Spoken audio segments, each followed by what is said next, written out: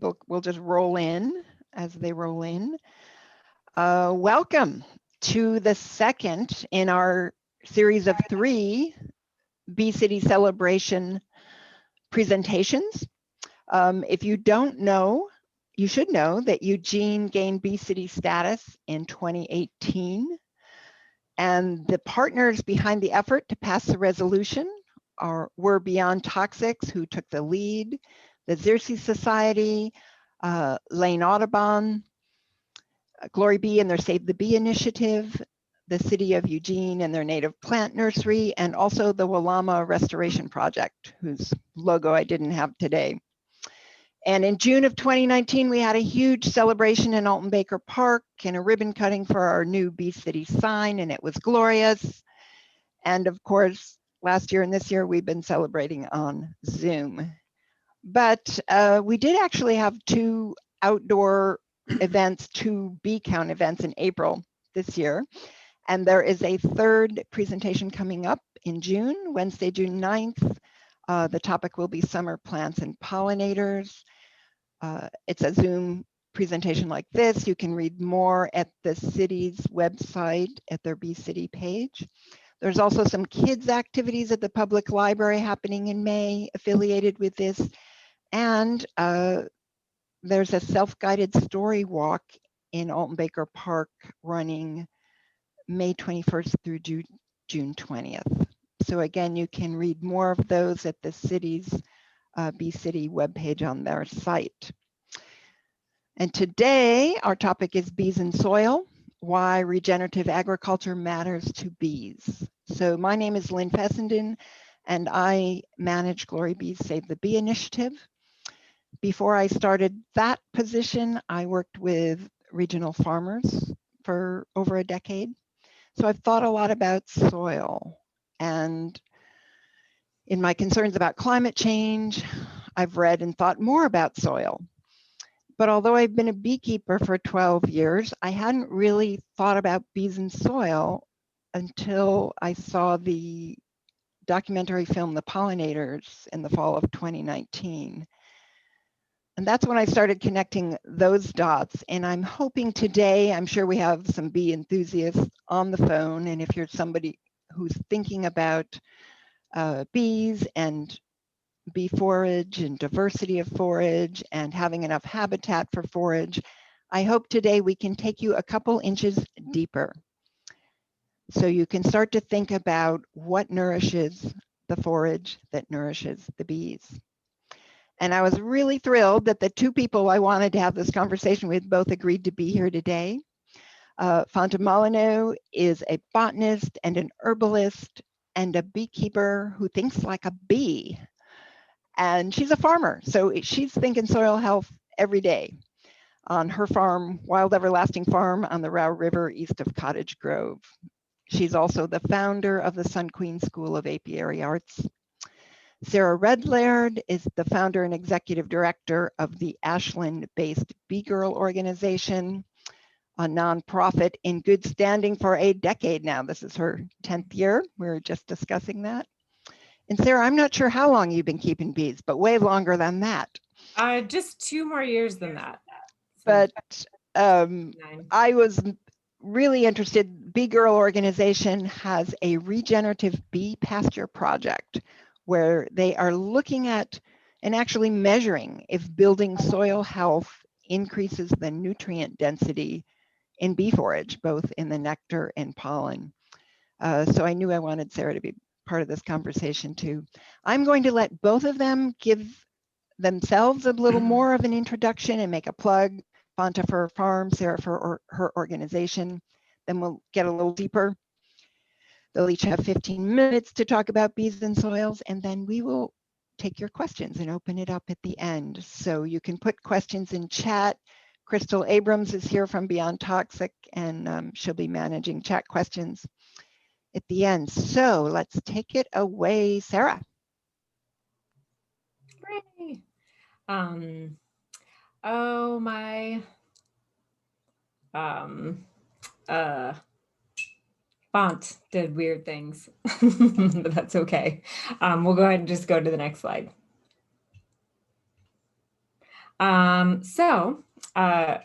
Lynn did a great job of already introducing myself and my organization, but we, like she said, we're a nonprofit organization based here in Southern Oregon. And our mission is to educate and inspire communities to conserve bees, their flowers, and our countryside. Slide.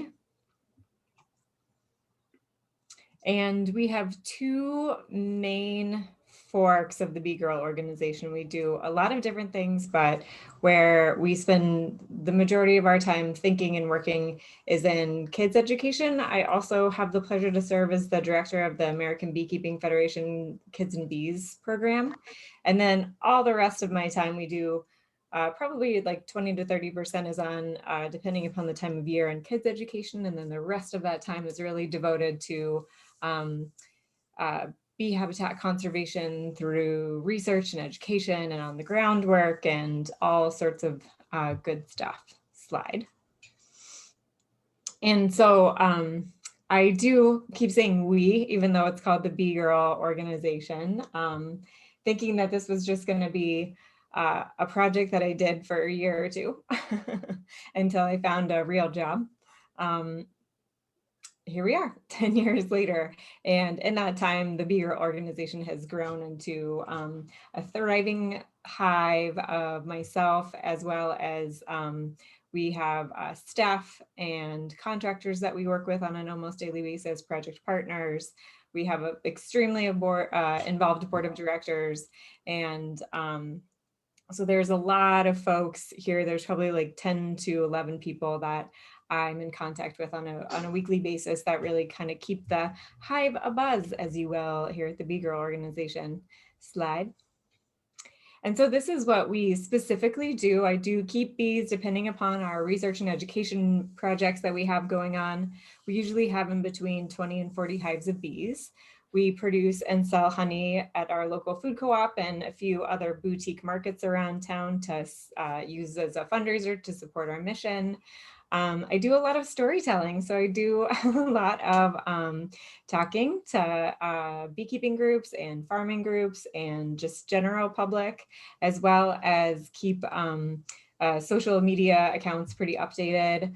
Like I said, we do the Kids and Bees project, which is looking a little different. And then years past, we used to do summer camps and a week-long bee week with all the 4th grade classrooms here in Southern Oregon. And we would do a giant extravaganza at the ABF conference. But this year with COVID, we've taken all of that knowledge and really put it into a video game. So now we have a Minecraft Education Edition video game where we focus on honeybees, native bees, and bee-friendly and regenerative farming. And we put that into a game with 11 lesson plans and 11 teacher's guides for kids to be able to utilize in the classroom. And it's now available in 7 languages and in about 130 different countries. And it was the 3rd most popular Minecraft education game in 2020, which is pretty cool. Our regenerative bee pasture, which is the thing that I'll be getting way more into. We have a bee-friendly vineyard project where I'm actually working with a vineyard up in the Willamette Valley called Tres Sedum on a project to basically help them convert to using less chemicals on the landscape and utilizing regenerative agricultural principles like lower no-till, increasing diversity on the landscape. And then our focus is really on bees, and it's a multi-year database project that is quite cool. Where I just came from just minutes ago is I work out on a 200-acre former ranch, which is now a fully restored vernal pool wetland that is co-owned and managed by the Oregon Department of Transportation and the Nature Conservancy. And I have, this is my 5th year, I believe, going out to monitor bees to use as to help tell the story of the restoration and what's happening out there, and if it is a success. And we started with, I think I found 4 genus of bees the first year that I was out there in 2017. And last year we found 22 different bee genera. So pretty awesome project and really, really fun to just be in nature every week during the season and watch that place grow. And then I also am a strong believer in policy and good policy and coming at things from grassroots and also top down. And so I am the president of the board of the Northwest Farmers Union, and I'm on the board of the National Farmers Union. And really what I do in that space is just think about bees and try and think how bees can get, we can wiggle bees into as much good policy as possible. So any more information that you want to know on any of these projects, please follow me on social media at Sarah Bee Girl or check out beegirl.org. And done. Awesome. So Fonta, I also want to let folks know that these speakers would love to see your faces if you have a video cam, though they're not speaking just to a camera. Okay. Well, I'm Fonta Molyneaux, and I am of Wild Everlasting Farm and Honey. And we are 30 acres on the Row River watershed on the Kalapuya ancestral land. And we grow over 100 different varieties of medicinal herbs, heirloom veggies, and rare fruiting trees and shrubs. And we also have a large apiary where we produce bioregional honey and bioregional queens. And above and beyond that, I also founded and run the Sons Queen School of Apiary Arts, where I teach all different full spectrum classes from our 6-month intensive mentorship to crash courses that can be organized around your schedule and in your apiary mentorships. You can find out about all of that from our website, www.wildeverlasting.com. And we also have our farm sales out at the farm the 3rd Saturday of every month out in Dorena. We live just a bit down from Wildwood Falls, which most of Lane County knows all about. And so that would be this Saturday coming up. And it's from 11 to 4 p.m. And we have all of our products, everything that we sell, we produce on the farm. All of our medicinals are grown. We use only wax and honey from our hives. And we have tons of pollinator plants and trees that we've grown and propagated and have found to be very useful in our practices. And we just love to have folks out. We do a farm and apiary tour at 2 p.m. and we can show you our plantings and explain a little bit about our mission, which our mission statement is 30 acres devoted to exploring the relationship between people, plants, and pollinators. So I'm so happy to be here. I'm so proud to live in Lane County and Eugene, being part of the Bee City program. And we are doing such a great job with our bees out here. I talk to folks every single day about bees and what they're doing. And I'm just so proud of our community and all we do for bees and how folks celebrate the bees in our community, both native and honeybees.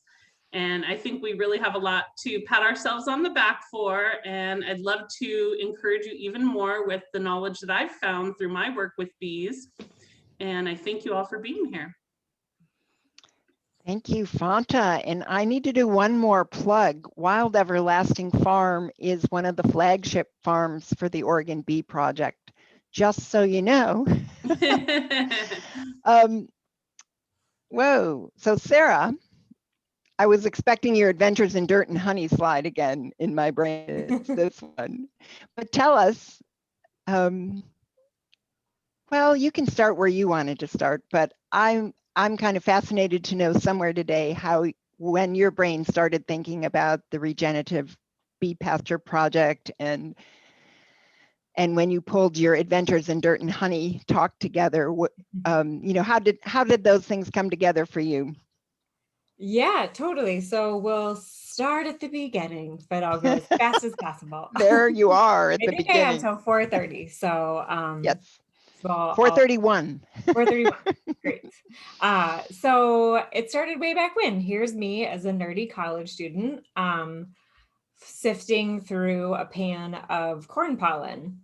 And so this was I started as a student intern in the bee lab at University of Montana in Missoula, and really loved it. I graduated in 2000 and spring of 2010 during the last Great Recession. And my degree is actually in resource conservation with a focus on community collaboration and water policy, but there just were no jobs because it was 2010 and there was no jobs. And so I wanted to be the executive director of a watershed council, but that path was no longer open. And the Bee Lab was like, hey, why don't you come work for us as a research assistant? We'll find budget for you. So I did, thinking that I would do that again for like a few months. And here I still am. So one of my jobs was we had a research project where we were looking at the neonicotinoid clothianidin and whether or not lethal doses of clothianidin made it into the tassels of corn pollen. And that's really the only thing that the project was about. And through the project, I started thinking a lot about, I would sort through these tassels, I'd sort through samples of bee pollen that came back from our sample hives, which were in Kansas and Nebraska. And the professors, when they were out collecting the data, would just talk about how they kept getting lost and they were so frustrated because it was like just corn and corn and corn and corn and more corn and maybe some soy and then more corn. And however, the bee pollen from the pollen traps that I was getting back that I was looking through and analyzing was pretty diverse. And I just was thinking to myself, like, well, where are they getting this if the only thing that they're finding out there is corn? So I got on Google Earth and started looking around the landscapes and realized that, like, yes, pesticides are a big part of the problem, but I feel like habitat and diversity is an even bigger part of the problem, because how are these bees supposed to survive anything if they have to fly 5 to 7 miles to the nearest riparian zone or garden to collect this diversity of pollen? So this was 2009, and when my brain started kind of thinking about bee habitat and diversity and nutrient density in food. Thank you. And so I love this model from Marla Spivak, which she came up with right around 2017, and she continues to present with.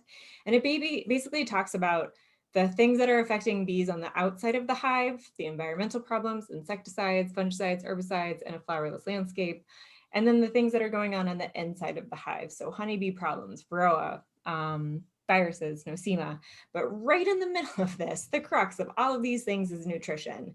And how this all comes together is nutrition. And of course, we know that nutrition is a diverse amount of a diversity of pollen. Slide. And so we can look at this with the data. So this is a cross-section of a skinny bee versus a fat bee. And a skinny bee has no vitilogenin, or VG, and a fat bee has plenty of vitilogenin, or a fat bee. And this does everything for our bees. So bee fat balances juvenile hormones. It's a food storage reservoir. They use it to synthesize royal jelly and worker jelly. It's an essential part of their immune system. And it's a proven fact that we know that a diversity of pollen is what is going to make bees fat. Slide. And by diversity of pollen, this is not what we're talking about. And this is very, very common in what our landscapes look like. When I go up and I do work in the Willamette Valley, I drive around to 3 different vineyards all day, every day, and I am shocked by the amount of bare soil that is just completely fumigated with fungicides and herbicides and pesticides and all of the sides. And there might be a flower here or there. This is actually down in the Central Valley, right outside of Chico. Slide.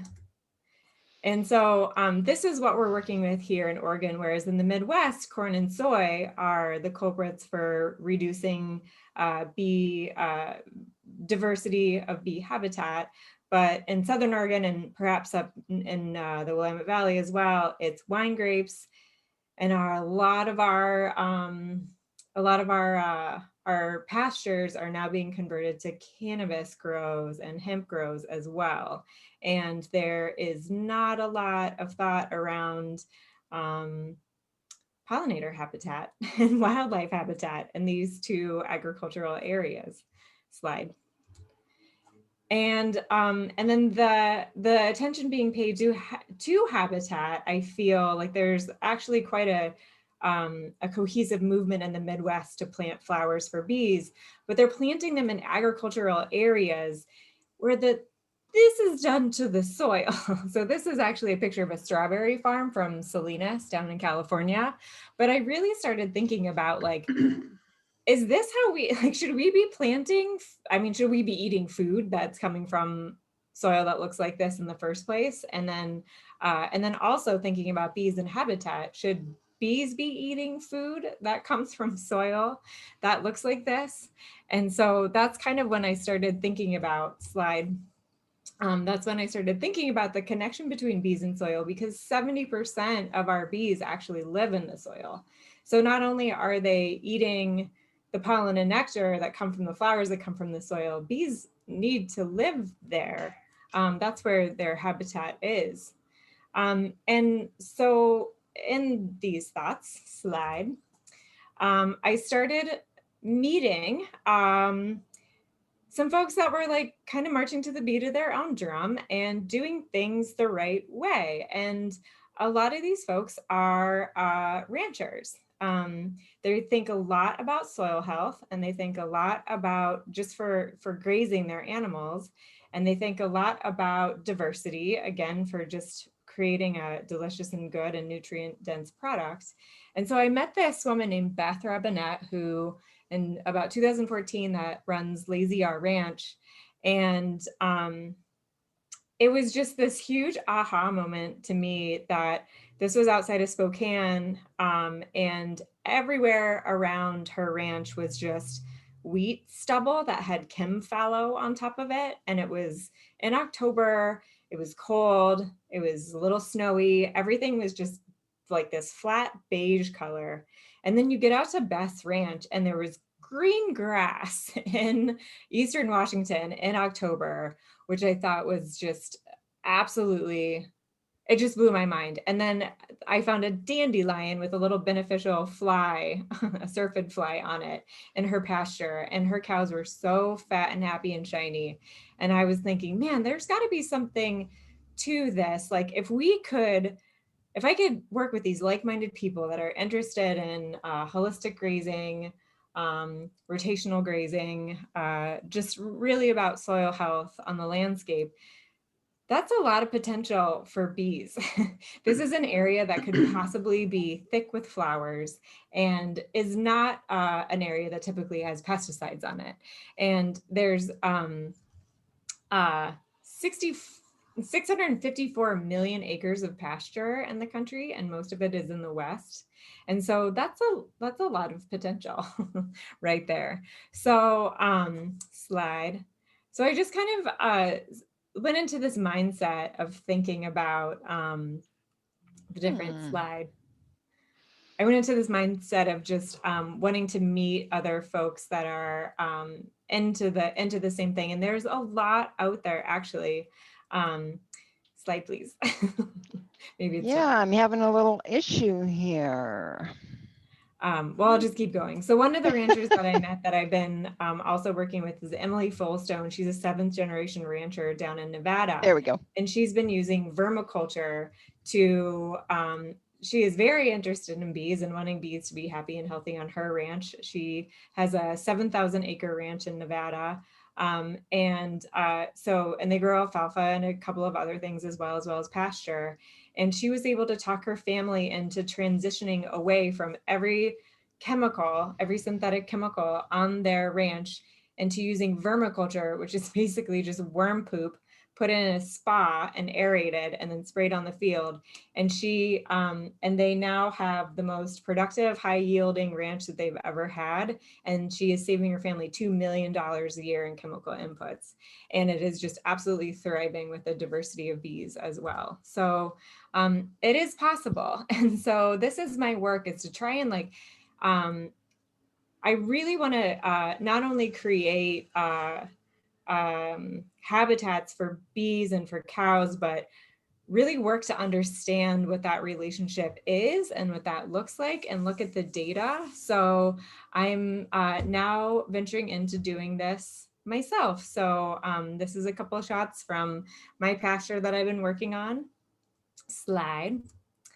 And myself and my ranching partners are using the 5 principles of regenerative agriculture, which is we're trying to reduce tillage, we're leaving living root in the soil at all times, we're continuously keeping the soil armored, so no brown, beige, naked soil ever. We're keeping grazing animals moving throughout the property, and then we are upping the biodiversity as much as possible. So we're trying to always have at least 18 different flowers in our seed mixes that we're playing with. Slide. And so this is basically the outline of what we're calling the Regenerative Bee Pasture Project. Is we really want to know what the connection between soil health and bees is through quite a few different things, but we're figuring out how to do this. Yesterday, I was out seeding all day with my ranching partner, Zach Dowenhauer, using a drill seeder to plant seeds, so we didn't have to, so we could disturb the soil as least as possible. So we're just trying to use all the tools in the toolbox to figure out exactly how to do this. What's the timing with the cows? How do we get water to the cows in the paddocks as we're rotating them around the property? What different tools can we use to disturb the soil as least as possible through roller crimpers and seed drills and all sorts of fun, cool, newfangled things. And then a huge part of this, of course, is research and data collection. We're collecting data on the bees, the cows, the soil, and the microbiome of the area to tell this story and to understand the story. And then there's education and collaboration in every step of it too. I'm pretty open with what I'm doing, and I'm happy to bring as many people along on the journey as possible to create their own bee pastures. Slide. So this is just a couple of examples of the tools that we're currently implementing. That's a roller crimper, which we use to terminate a field without mowing or tillage on the left. On the right, that's a seed drill, which we are no-till seed drill, which we're using to get seeds into the soil through that thatch. Slide. We're experimenting with all sorts of different flowers that I know are great for bees, but I'm trying to see if cows will eat them and if it will make a better, more delicious, more nutrient-dense beef. That's Maximilian sunflower and my favorite cow tomato, which I know you're not supposed to name them, but I did it anyways because she's hilarious and has a huge personality. Slide. And then this is one season of that's early in the season, right about now, actually, of using the roller crimper to terminate our cool season cover crop. And then I drilled flower seeds into it, and that's what the pasture looked like a few months later. Slide. And of course, every step of the way, I'm looking to the bees to tell us the story as to what's going on, if they like it or not, if they approve, if it's what they want. And so far, so good. And this project is not without its challenges, but so far we've also had quite a few successes. And my current ranch partner, Zach of Diamond Bar Beef, is so interested in regenerative agriculture and rotational grazing, and really getting super nerdy on soil health, and just really exploring this is really about exploring the relationship between grazing animals, so slobber and poo and pee and this disturbance that they can bring into a field, and how that affects our ability to be able to grow flower seeds for bees, and looking, of course, at the health of the bees and the nutrient density of the forage, and then also the microbiome of the area too. So this is probably going to be my life's work. This isn't something that I'm going to figure out in a year from now. Zach and I will probably be working on this project for at least the next 20 years. So you're welcome to come along for the journey. And it is 4:31 on the dot. Thanks so much for letting me share my project with you, and pass it over to Fonta. Way to go, Sarah. Thank you. Yay. Awesome. Well, I often throw a little plug out that Sarah and I have known each other for a long time now, and Yeah. Sarah started me on my bee journey. My very first bee class was with Sarah, and I was looking at the timeline, and I think it was in 2012. So it was a long time ago, before I was a beekeeper. So it's kind of an interesting thing now to be presenting alongside her. I must have arrived somehow. And so I want to give thanks to Sarah for paving the way for a lot of us to find the work ourselves. So I think that it's a you really might big get deal. like the prize for like most successful beekeeping class student ever. Oh, well, I'll take it. But I am so grateful for all the work she does, and it's just been such a joy to watch Bee Girl bloom over the years. So now to share what I'm doing now, part of what I do is basically kind of, as I mentioned before, exploring what it means to be in relationship with the land. And that land has many different aspects to it that I'm interested in. Of course, the wildlife and the plants, and we are so blessed and privileged to live in such a beautiful place with clean air and water. And so much of my work has come out of direct inspiration from almost having a conversation with the land as I'm working it. I'm also a master herbalist, and that's what I've done for most of my life, is focus on herbs and the relationship to people and plants. And I have grown and propagated my plant collection for the last pretty much almost 20 years now, since I was quite a young gal. And it's really gotten to take its full vision at Wild Everlasting Farm. And what I have developed is basically kind of a term that I like to say, which is bioregional beekeeping and bee-centered beekeeping. And what that means to me is that I center on bee health and habitat over honey production.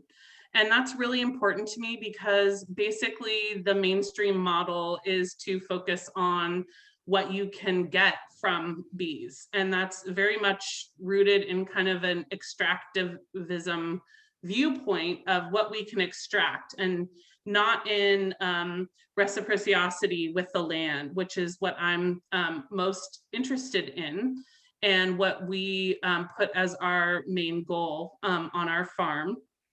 And so what we found is that we really have to kind of delve into the reality of where you live. And every different area is unique.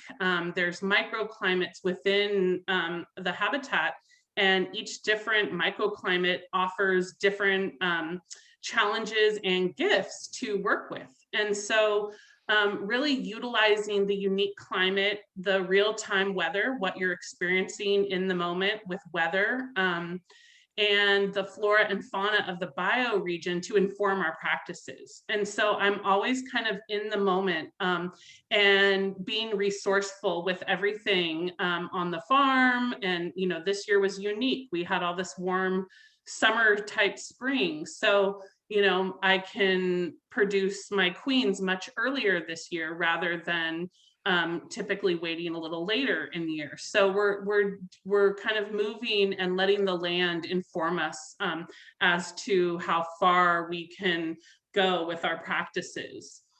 And the main thing that we, the vehicle in which we do this through is to collaborate with our bees through practical land management and traditional ecological knowledge. And we do this to provide year-round biodiverse forage. And this is really important to us because ultimately we came to bees through the plants. And I've studied this issue extensively in terms of what are the best kinds of plants that anyone would want to pick. And so there's so many flowering plants out there. Where should a person start? Because when we really look at the root of this, all humans are beekeepers, because bees are the one of the most important keystone species to the human to humans, because they directly hold the entire structure of support for our life and the nature around us. And so in that is a very deep ancient relationship of humans and bees and pollinators in general. And so when we look to build back bee health and regenerate not only bee health, but our own health, we often will find that we come to the same conclusions about what is most important. And so certain plants, namely medicinal herbs, kind of provide the pinnacle of bee nutrition as well as human nutrition. So again, that brings us back to this understanding that so much of our health, what is important for our health and habitat, is also equally important for bees. And so our life force and longevity is completely tied to bees. And so it really puts us in an interesting perspective as beekeepers to be a witness and observing this. And so this is really important because people are always asking me, how can I save the bees? And ultimately, we're not saving the bees are saving us. We need to wake up to who we really are in relationship to the pollinators and in relationship to the plants and in relationship to the microbiota of the soil, and how all these things are actually holding the life force and our habitat together. And we're just kind of not really awake to how much we depend on these creatures. And so it's really interesting working and kind of exploring this topic. We find that, medicinal herbs are super beneficial. Also, fruit trees. Fruit trees provide, kind of a panacea of support for bees, whether it's pollen or nectar.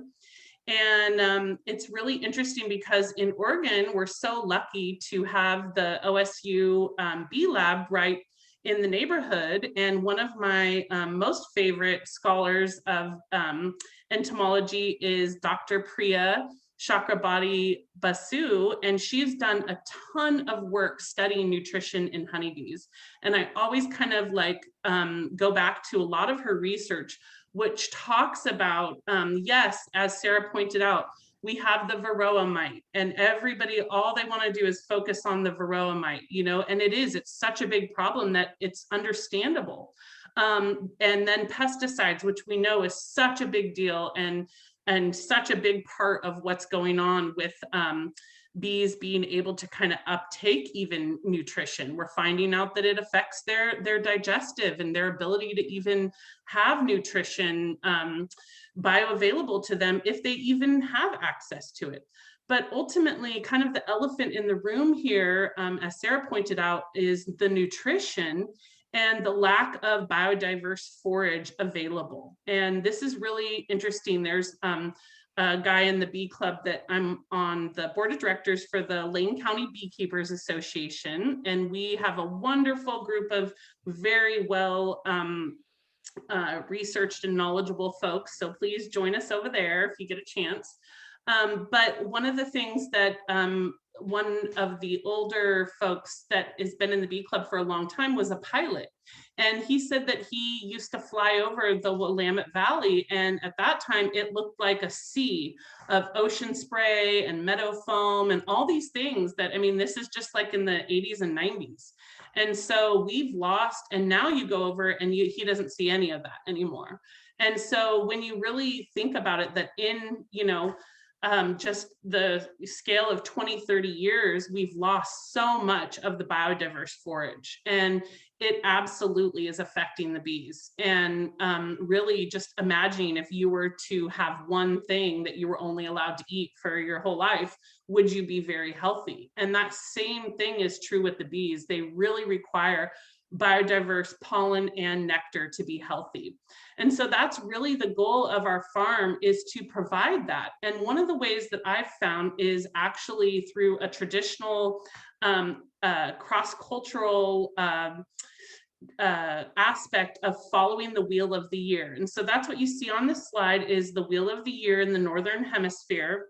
And what's interesting to note is that all beekeeping in the Pacific Northwest and our area, and specifically in the Willamette Valley, occurs from spring equinox to autumn equinox. So spring equinox is March 21st, and autumn equinox is September 21st. And so everything that we do with our bees is occurring in that time. And that's a very short time of the year to have so much occur. And people also follow that same trajectory following the sun, as do plants. And so this is kind of the season in which we can have the most effect. But it's also the season where the most things are blooming. And so what I found, that by using this circular calendar, we can kind of keep track of our blooms in our area and in our microclimate. We have things like, for instance, where I live, after the blackberry flow out in Dorina, there's really not any forage coming behind it. And so it's really important to note that, if there's nothing happening, that ends in, July, the very beginning of July, the nectar flow for blackberries is over. And so I really need to plant things after that are going to bloom. And so what I've found is, by filling in things that are blooming on this calendar, you can see in your specific area exactly where you're lacking in forage for your bees. And it's not just honeybees, it's all the nectar load, which is basically all the native bees. And those native bees are responsible for entire plant communities that they pollinate, that honeybees actually don't even have the mouth parts to fit. So it's really such a big deal. And so when I say that all folks are beekeepers, whether you have your own hives or not, what I mean is that the plants that you plant and the times that you plant them directly impact bee health and habitat, which in turn directly impacts our own health and habitat. So by planting in a time of dearth is a time when there is no nectar currently available for bees. When you allow for things to bloom during that time, that is when you're going to affect bees the most. And so it's a really huge thing that you can do. And in fact, people ask me all the time, they say, I want to get into beekeeping because I want to save the bees. And I'm like, if you really want to save the bees, what you'll do is plant flowers and nectar plants, because beekeeping may or may not be doing anything to help bees, depending on, what your capabilities are. But we know for sure that planting definitely helps bees. So I really encourage you all, if you go ahead and reach out to me. I'm on the Instagram at Beekeeping Botanist, or on my website at wildeverlasting.com. I have these wonderful little calendars, planting calendars, and I'd love to send you one to print out. And I suggest blowing it up, and every time you see something bloom, write it down. And even just comparing year to year, you'll see such a big difference. And so some of the tactics that I've found really useful is to suppress a lot of my blooming. And so when everything is blooming in the summer solstice, I'm going to be out there and I'm going to be taking my own medicine. So harvesting down things and keeping the blooms suppressed. And because in nature, all the native plants are also blooming during the summer solstice. So it doesn't really make sense. And I noticed this the first year because I would want to take pictures of bees, and there would never be any bees on the flowers during that time. And so what I realized was that was because all the native plants in the forest are also blooming during that time. But if I suppress the bloom during that time, and I do that through a number of ways. One is harvesting from the medicinal plants to make my medicinal products and food for the family.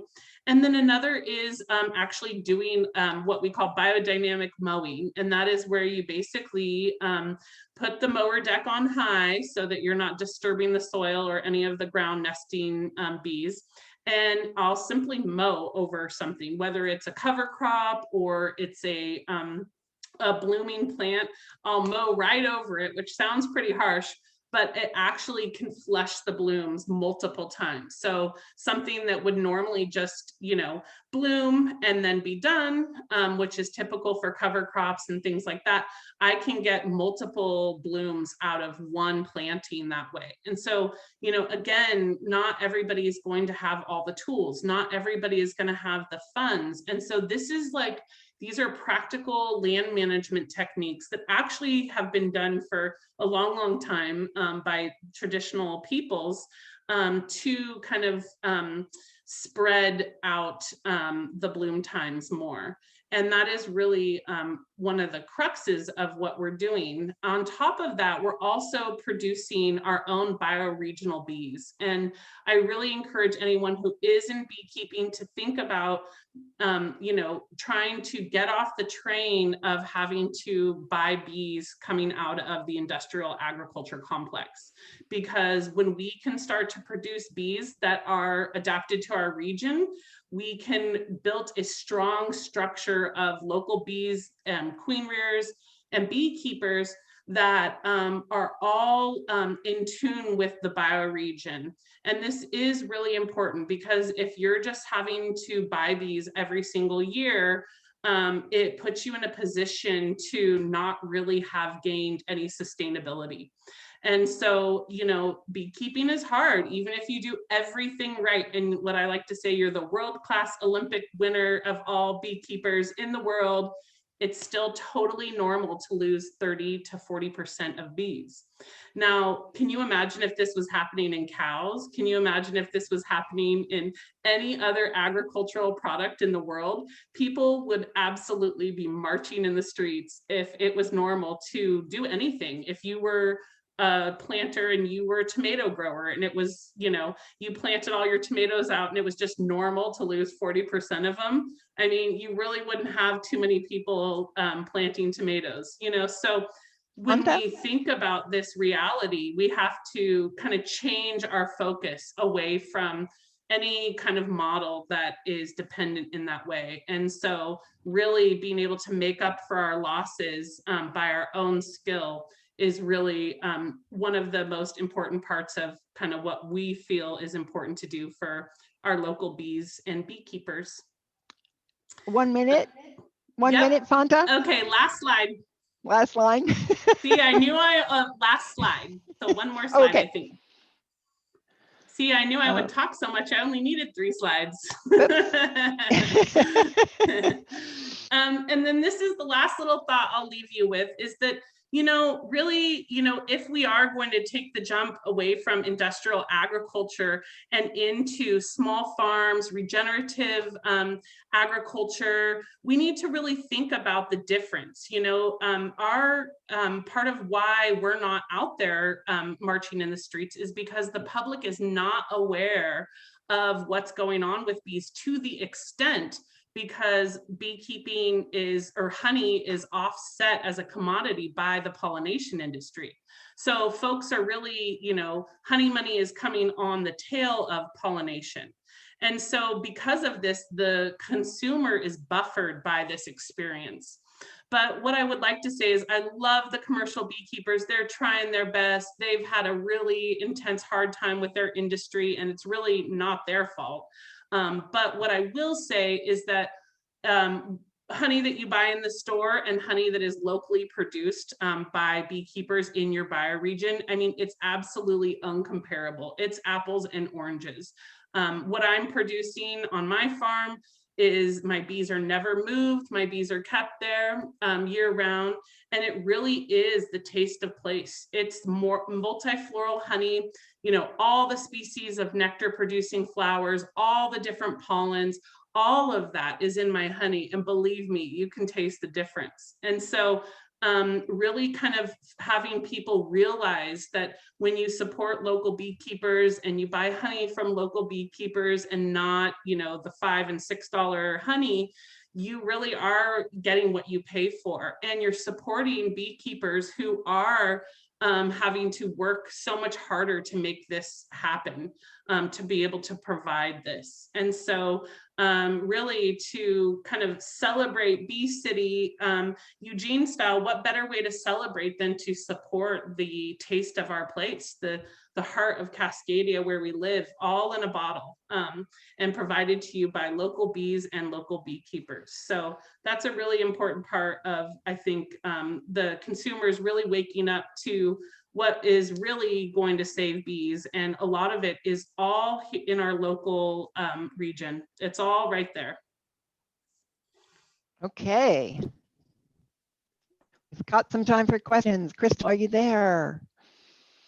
Hey, no questions in the chat or the Q&A yet, but No we still have some questions. time, so please We welcome, put questions in. there's not that many of us here, so if someone wants to unmute and ask a question, that's fine. Crystal, can you hit the button that allows folks I to just do that? enabled Okay. I just enabled everyone to be able to unmute themselves if they would like. So everybody participating in this meeting, you should now have the option to unmute yourself and speak if you would like. Thank you. I see a couple of my students on here. I'm sure they got some sort of questions. I've never heard them be quiet before.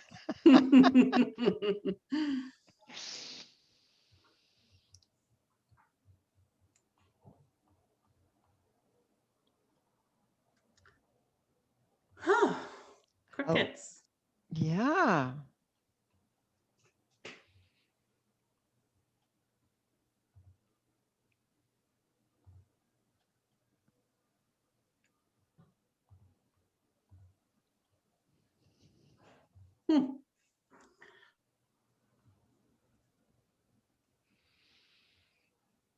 And if folks are shy about turning on their microphone, you can always type your question in the chat or the Q&A.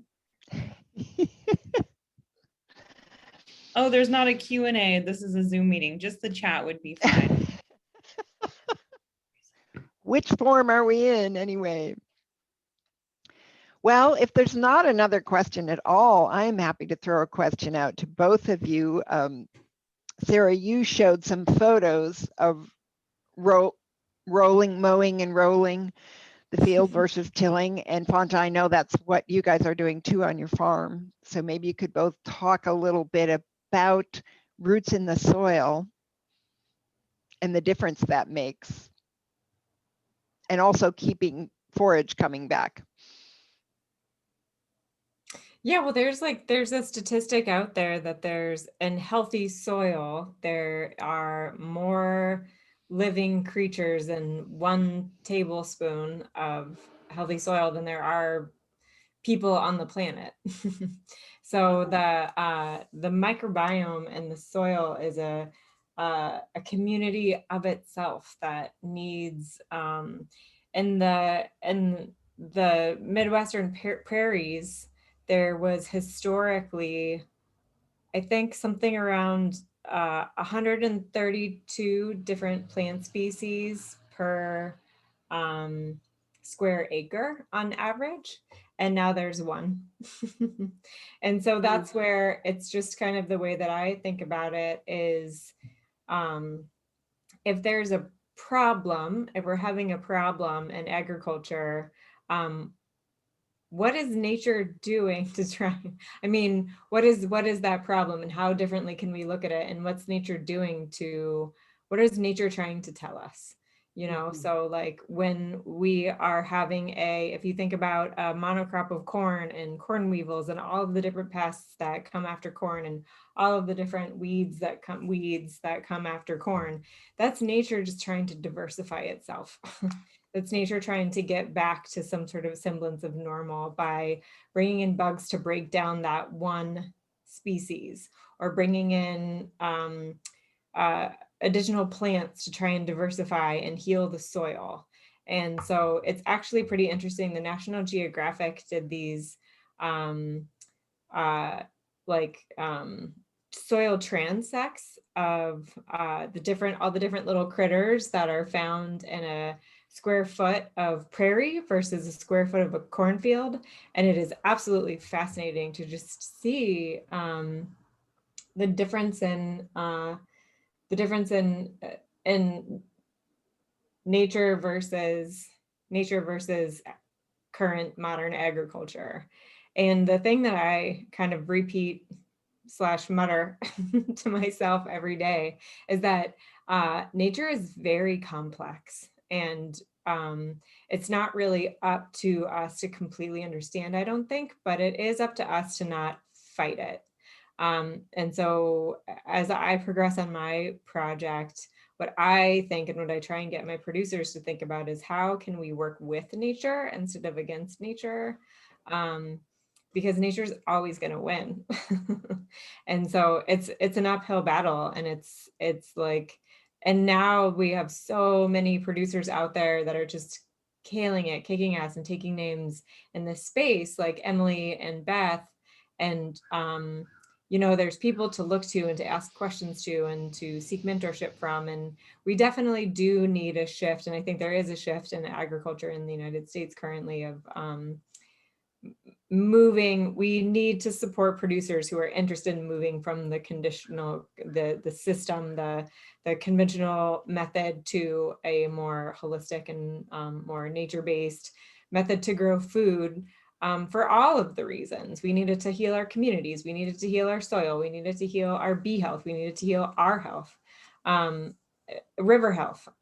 So it's just, yeah, I don't know if I answered the question. I feel like I kind of went off on a tangent there, but it was a good tangent. It was a good tangent. But it's just like, we need to think about soil health like we think about everything else, like it's complex and it's multi-layered and it needs to be diverse, and everything, and nature is diverse, and everything, diversity is health. And so so that's why we're wanting to create diversity on top of the soil and underneath the soil, and leave those living roots down in the soil so we can create diversity, so we can create healthy soil, so we can create diversity of bee forage, diversity of cow forage, diversity of stakeholders, all the things. It's just, that's what I think the 3 words that I think about the most when I think of my work in this project is reciprocity, complexity, and diversity. Beautiful. Fonta, you have anything you want to add? I was just going to say that, you know, for us, it really is about utilizing the ground, and like Sarah had mentioned earlier, not letting beds stay fallow for too long. And so, for instance, for us, one of the main crops we grow on the farm is heritage garlic, and garlic doesn't like to be planted in the same bed twice. And so we're constantly kind of circling around, because we grow so much of it, where we can plant the garlic. And so that gives us this opportunity to cover crop those areas. And, you know, for instance, this year we planted, I think 200-foot rows of crimson clover in an old garlic bed. And then another bed had terrible weeds. We live in an old, it was a horse livery in the early part of the century. And we still are dealing with the weed pressure from that. And so, you know, for instance, this one bed, it was just covered with like all kinds of terrible weeds, and, you know, to the point where we could almost not even keep anything alive in it. And through regenerative cover cropping and allowing the animals to graze, I mean, I'm looking at this soil this year, and it's just, you actually see it in such a short amount of time, bringing the flora back to the soil. And, you know, that bed typically had lots of parasites in it. We had symphylems and all these issues that are caused from kind of like over extracting and not giving back. And just in, you know, 2 seasons of really putting a lot of energy into cover cropping and having the leaving the cover crop and then kind of rotating the animals on and off it. I mean, this year, it just, you would not even be able to tell that it's the same bed. And so it's looking at it as a whole system and not just what I'm going to do with this one piece of land. And that, again, that kind of goes back to the traditional ecological knowledge that people all over the world knew these things. And if you look at the indigenous style of land tending, you see this kind of concept that's very, you know, was present. So it's almost an ancient futuristic thought process that the ancient folks did have it. And now we're bringing it into the future with the intelligence and technology that we have today, and bringing all that together is really how we're going to find our way out of this issue. Because if you think that the soil is you know, not as nutritious as we need for bees, can you imagine us and how little nutrition we're getting out of it? So again, all these things are very, very connected. Yeah, that was another part of my aha journey was I was talking to a rancher whose day job is he's an osteopath up in Washington, and he was like, I've been doing this for 35 years, and in the last 10 years, I have never seen so many bone breaks in kids and adults. Like, people are breaking, people are literally breaking. And he decided to kind of force his family into a more holistic regenerative thing, because he was like, he's like, call me crazy, but I think it has something to do with nutrient density in our food. And I think that all comes back to soil. And I'm so saddened by watching people just come in literally breaking to pieces because their bones are brittle, because there's no nutrients in our food anymore because of the way that we've been treating soil and the amount of chemicals that we're pouring into the earth. So, and he's like a total redneck old rancher guy, and he was we can't do this anymore. This is insane. Like, we have to change. So yeah, that's true. And I think too, like, again, going back to the biodiversity, you know, people even, you know, my grandmother, they were farmers, and she said, oh, we used to eat all the plants between the rows. You know, we'd eat the dandelions, and we'd eat the nettles and the chickweed and all the different, you know, things that we look at as, you know, bad things that we don't want on our farms, you know. So it's some of it's going to take us you know, remembering all the things that got us to the point that we are at now, you know, that have been forgotten. Those things need to be reclaimed, because a lot of it, you know, for instance, the whole world is, you know, dealing with, like you were saying, nutrition loss and loss of soil, you know, nutrients. And at the same time, we have a plant like nettles, which grows all over the entire world. And it's one of the most nutritive plants on the planet, yet most people wouldn't think of it as something that is so important to eat. But it's like a, you know, multivitamin, and drinking nettle tea, it's completely bioavailable and easy to for your body to assimilate. So, you know, we really do need each other to, you know, the elders in the community, bring them back and have them, you know, remembering the ways that they were taught. And it's going to take all of us kind of putting, you know, putting these questions to the test of how we can develop practical land management that isn't just about extracting, but utilizing all the technology and human excellence that got us to the place we were when, you know, industrialization of the agriculture complex started taking over our food and bringing that back, because actually we really need not only the nutrition, the food, the biodiversity, but we need the money. We need the economy back in our communities. So it's something that I've always learned, and I'm sure, Sarah, you've probably experienced this, that there's so many environmental issues that we could focus on, right? We can worry about this and work on this, but there's something about like just working with this keystone species of the pollinators, and it affects every single other issue. And so it's like the one thing, and people say that if you get to the root of the issue, then it heals all the other things, you know? So I really think that this is a big one for us. And we're doing really good in Oregon. I have to say, I'm really proud to be an Oregonian. And like you were saying, all the people that are in this state that are working so hard and making it better. It's really actually amazing what's going on here. Yeah. So. It is. And the before times I did so much flying for my job, and then coming from like one part of the country and then coming back to Oregon, it was always just like such a relief to fly, you know, onto my connecting flight in Portland and fly over all the diversified organic farms. Like it really was like such a breath of fresh air for sure. But, and then also that's a great point is like this, none of this is rocket science. Like this is all, this knowledge is all currently here. It currently lives within us, and it currently lives within our generations. And like there's indigenous knowledge and historical knowledge and our grandparents' knowledge. Like our grandparents did not farm like this. Yeah. There is like my great grandpa actually got his degree in butter churning from Oregon State University. He was a professional butter maker, and they had Jersey cows in Yamhill County. I always forget the name of the town, but yeah. And so they, you know, like I can ask my grandma specific questions about farming in the Willamette Valley and in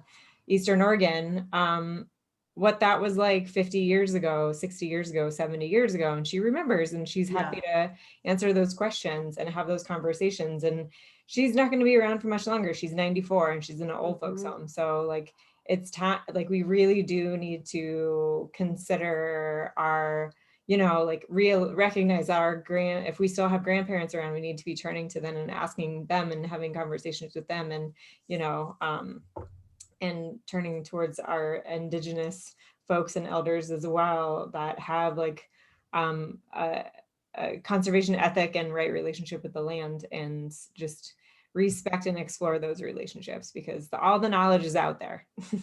It really is. For us.